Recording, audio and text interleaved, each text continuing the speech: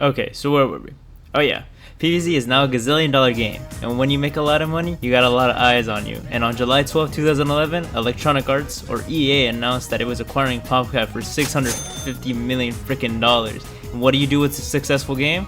Well, first you make a sequel, but then after that, what do? Spin-offs. A team at EA had a concept before being sent off to PopCap in their Vancouver division because this concept team believed that it would work well in the Plants vs. Zombies style. After that, the concept team joined PopCap Vancouver and began work on this new PvZ game. PopCap would also receive assistance from DICE, the Battlefield team, as this new game would be built using their Frostbite engine, specifically Frostbite 3. But what was this new game that had two teams working on it? Well, at E3, rest in peace, 2013, we got our answer. Plants vs. Zombies Garden Warfare, a new Plants vs. Zombies game coming out around the same time as PvZ 2 did.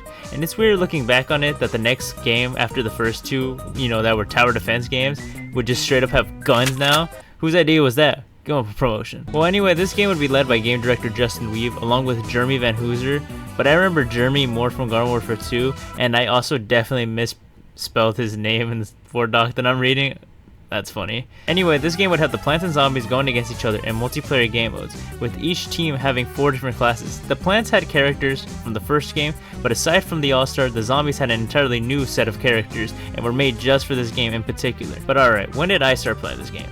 I started playing the game around the time the Tactical Taco Party Pack, I can't believe I actually got that all in one go, was coming out, because I started watching Zach Scott play this and PvZ 2 back in the day. I didn't watch him religiously because he didn't cover like teasers or leaks for the game. No, my PvZ YouTuber of choice back in the day was Zero X Fusions. This guy was literally my childhood, and yes, I was mad that PopCap chose him to get the custom PS4 instead of me. I mean, come on PopCap. I mean, yeah, Zero was making the top 5 list and he made that birthday video. I was out here making peak though. What's up guys? If you can hear me, I'm gonna do a character review. Where's my PS4, PopCap? Anyways, the game came out on February 25th, 2014 on Xbox One and Xbox 360. Yeah, this was an Xbox exclusive at the time, but later on the game would get ported to PC and PlayStation. The PC and PlayStation port had exclusive cosmetics like crossover hats for PlayStation games. The version I had growing up was the 360 version, but for this review, I'm gonna look at the Xbox One version. Not that there was any notable difference other than the frame rate and boss mode, which is exclusive to the HD versions for the game for some reason. But now that we got that out of the way, let's look at the game update so we can see how the game evolves as it gets more added to it. Starting with... Okay, first of all, wow, is this game small in scope compared to playing Garden Warfare 2 for so long, but it was kinda nice going back, jumping the gun here a little bit, but the backyard battleground was really cool in 2016, but now I hate having to walk everywhere just to play a game or promote my characters. But back to this game, you were given the option to play Garden Ops, multiplayer, look at your sticker book, customize your characters, or go to the shop. Let's start with the characters, as they're the things you're going to see most of. For the plants, you had the pea shooter, who was a good all-rounder and had insane splash damage, which made him good for new players or players who could never hit their shots. Each character had 3 abilities, and the stupid pea had the most annoying one. Hyper gives you the ability to sprint and jump super high, which doesn't sound bad until you combine it with the splash damage of the pea, and you have one of the most annoying characters. The sunflower was the support of the plants and was really important to have on your team because the sunflower and scientist were the only way for the other classes to heal to full health. If you don't, then the max health you can heal up to is halfway. Now remember when I said the pea shooter was the most annoying character? Yeah, throw that out the window because Chomper. This is the class that requires the least amount of skill. Let me show you how to play Chomper. And that's how you play Chomper. The Cactus was always my least favorite because they were a sniper class and this was the way I like to play. For zombies, Foot Soldier is always the most popular class because I think getting 1 kill with the ZPG while you were in the air with your rocket jump changed your brain chemistry immediately. For some reason, they gave the scientist a shotgun and a healing turret, which made him instantly one of the best characters. You only play Engineer for 2 reasons, because his jackhammer would stop you from getting chomped by the Chomper, or being a coin farmer. Yeah, if you weren't good at getting kills, you'd play the Engineer because you could build a teleporter, and every time a teammate would go through one, you would get coins. It's funny, some videos would tell you to just play Engineer or play Garden Ops to coin farm, and Zero was over here telling you to get good and get kills. And the tip I'm going to give you is kill streaks. All-Star was the heavy of the zombies and nobody played him unless you wanted free kills with the input, which might as well have been a nuke. Now, those were all the classes, but now this is where Garden Warfare separates the boys from the men. the variants. These were different versions of the classes that all had their own gimmicks. Most of these were elemental classes like the Fire Pea or the Welder being fire variants, and the Hockey Star and the Ice Cactus were the ice variants, but you get the point, right? Other variants were a little bit more gimmicky. The J Cactus could shoot out spikes on the surface, and after a little bit of time they would explode, or the Hot Rod Chomper, after eating a zombie, would get a temporary speed boost, or Dr. Chester, who was wanted in 6 countries for unspeakable crimes, and that's the real reason he didn't come back for the next one. But now for the game modes. This is a PvE game mode that would try to capture the spirit of the original. For 10 rounds, zombies will try to attack your garden, and it's your job to keep it alive. At round 5 and 10, your gambling addiction from the first game comes back and will show you what boss or bosses you're gonna fight that round. You can play this game mode in your standard easy, medium, or hard, but you can also play it on the hardest game mode, crazy. Garden Ops on crazy mode is harder than any Souls game or Geometry. I still have not beaten crazy mode on Garden Warfare 1 to this day. Maybe I could do it now, but to round up people on this game is a little bit harder than it was in 2014, and if they are playing this game, it's probably not this game mode, it's probably one of the other ones. In this game, to keep the E rating, they never say kills. Instead, the game calls them vanquishes, unless you were the GOAT Gary Clay, who used to call them vanquininis. How many Vanquininis you got? I can't really pay attention to that. I'm just running around firing T's. So this game mode is your classic team deathmatch where the first to 50 wins. There was another game mode called Welcome Mat where it's Team Vanquish, except there's no variants or customization. It was just the base classes and it was made to ease in new players. However, no one ever played this game mode and it was just a graveyard of empty lobbies even when the game was in its prime.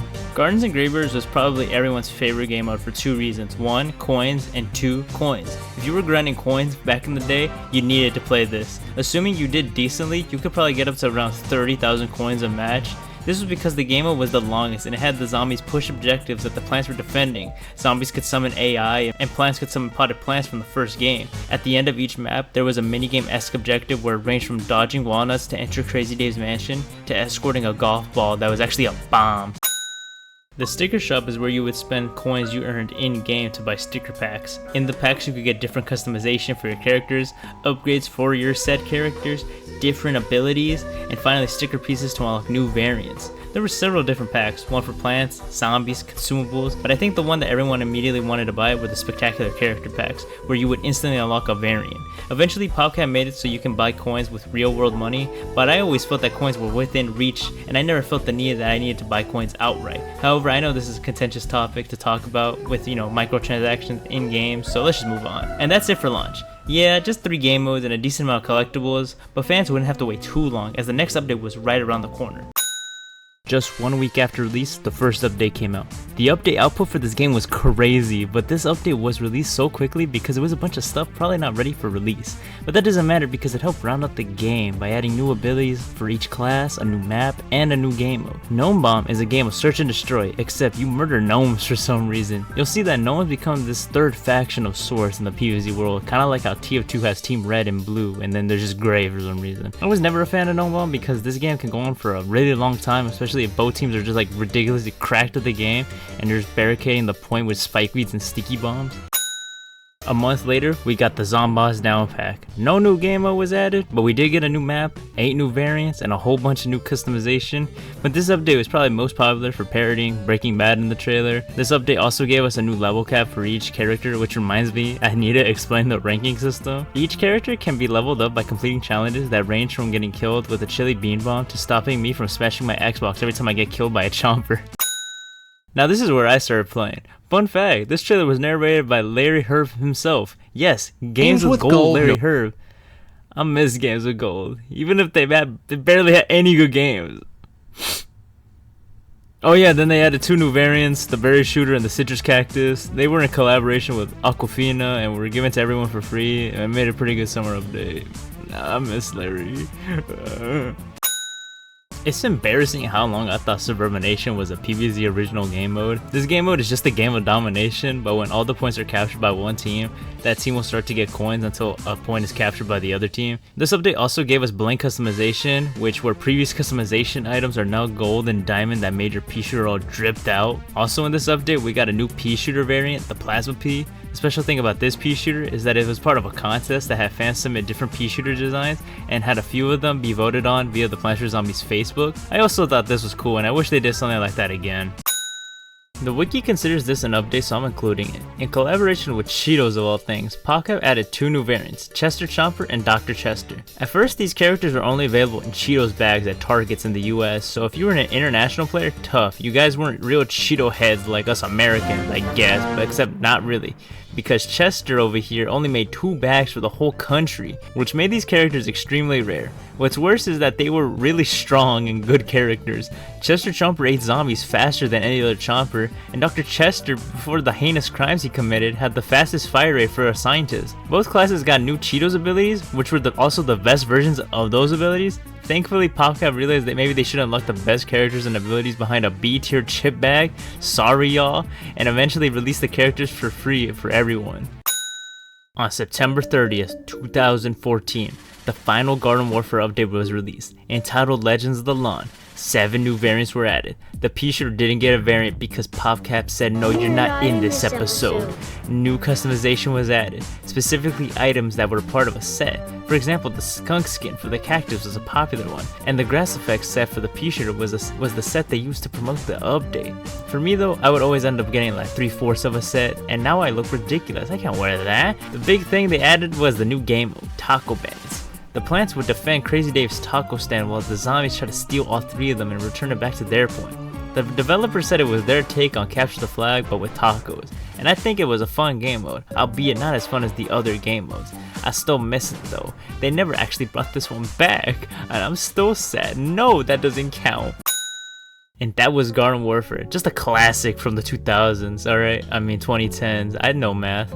Did it have the best online? No. Was it the most balanced game? No, but it had personality. From the yeah when you logged in, to the giant nuke having a funny face, from the ranking system using the jewels from Bejeweled, to Slenderman being eaten by a chomper, except I couldn't actually find it. I don't know if they've removed it. This game was just the perfect blend of dumb fun, and the next only expanded on this foundation the game laid out. I also thought a toxic variant for the sunflower could be called the sour flower, and you know, you would have like a gas mask or something.